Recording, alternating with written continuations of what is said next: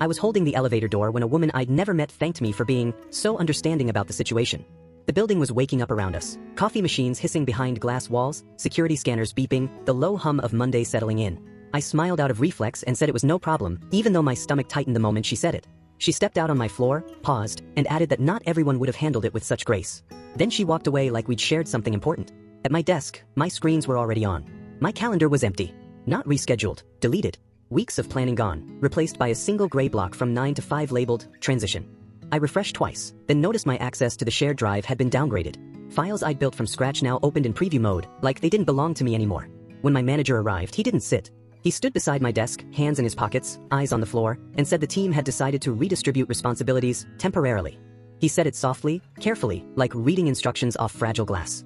I asked what triggered the decision. He said he assumed I'd been briefed and suggested we talk later, somewhere more appropriate. By lunchtime, people started stopping by in pairs.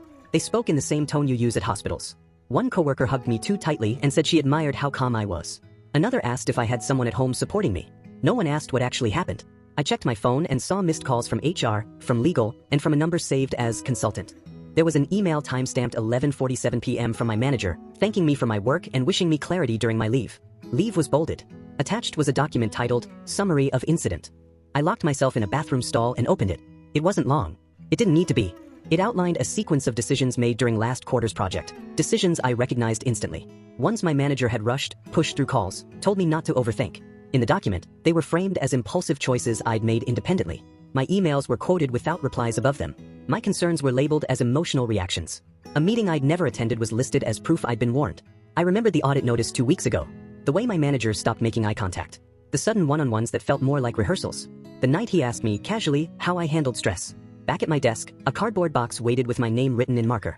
Inside were my notebooks, a framed photo from a team dinner, and the mug they'd given me last Christmas. Taped to the top was a temporary badge labeled Visitor. As I packed, it finally clicked. Nothing had gone wrong today. Today was just the reveal. The decision had been made weeks ago, and everyone else had already adjusted.